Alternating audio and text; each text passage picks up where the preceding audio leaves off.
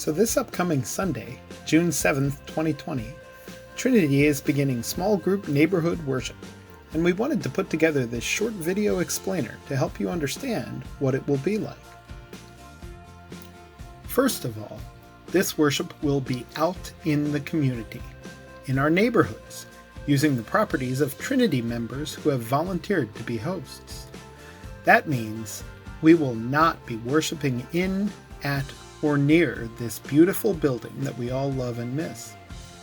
We'll instead be worshiping in our friends' driveways or yards. You'll arrive at the designated neighborhood worship time. Please try not to arrive more than 5 minutes early. And park in the designated parking area, no matter how you get there. You'll leave your car, proceed to the worship area as instructed, and set up your chairs in the spot you're assigned. So how will you find out when and where your neighborhood worship will be? Well, that brings us to the second aspect of this new experience, online signups.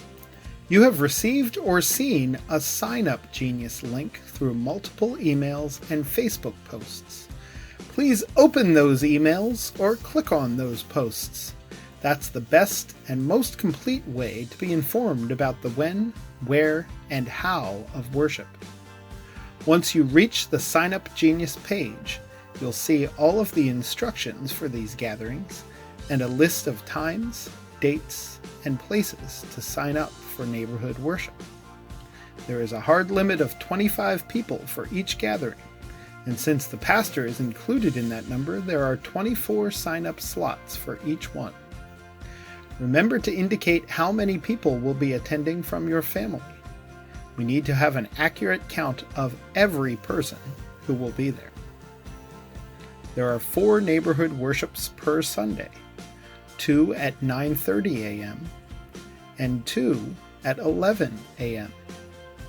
We recommend that you try to sign up for a worship that is close to your house. Additionally, we ask that in these initial weeks of this experience, you sign up for one neighborhood worship every 4 weeks. For example, if you sign up for worship on June 7th, please sign up again on July 5th or later. However, important caveat: if there are still open worship slots by noon on Saturday for the next day, you may freely sign up for those slots until they are gone. This is a special feature for those who like to decide at the last minute. So you may be wondering, what will this worship be like?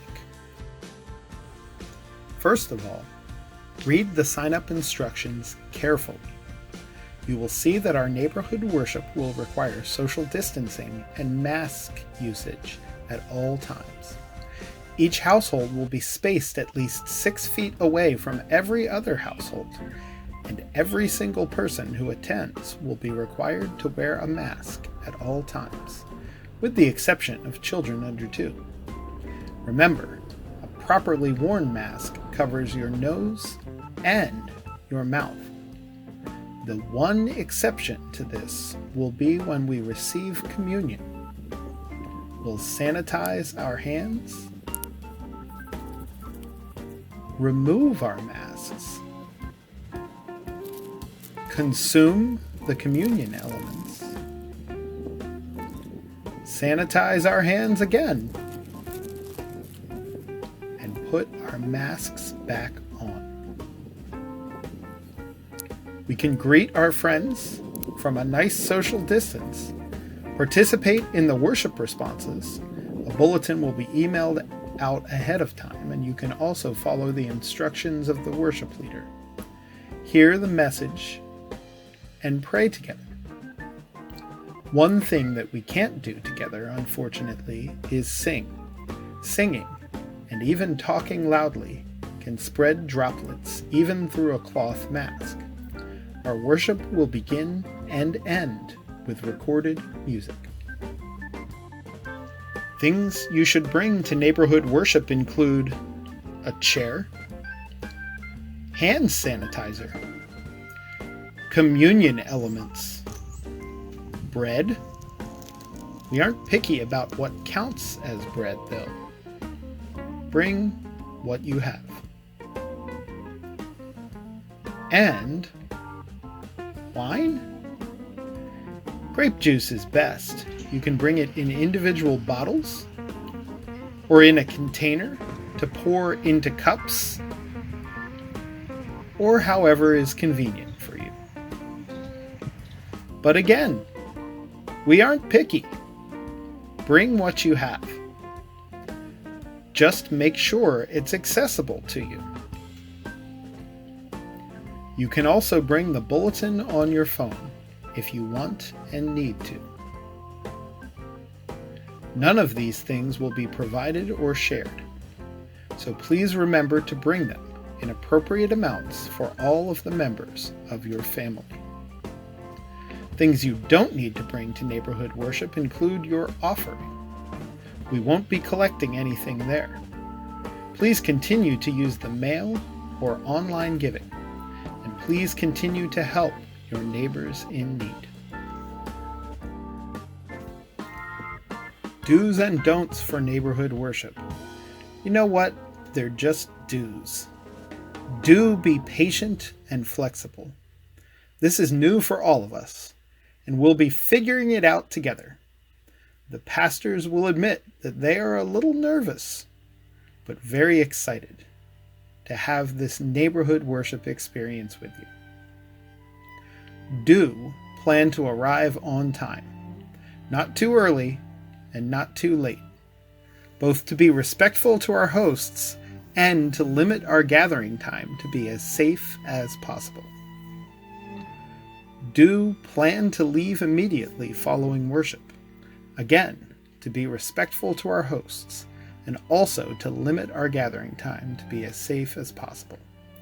There will be a time again to hang out and chat with our church family and friends. We're not quite there yet. Do take care of any bathroom needs before arriving at the neighborhood worship site. You will not be allowed to access the house or any part of the property other than the worship site. Do maintain distancing and keep your mask fully on for the entire time you are at neighborhood worship. By signing up to attend neighborhood worship, you are agreeing to abide by these expectations. This is important. The worship leaders do not want to have to be the bad guys, but if these expectations aren't met, the worship will have to end, without exception, and no one wants that. We're all in this together, and we aren't doing these things for ourselves. We're doing them for each other. If you have any questions, concerns, or trouble signing up for neighborhood worship, please contact any Trinity staff member and we'll help you out or direct you to a person who can. We hope you're as excited about this new neighborhood worship opportunity as we are.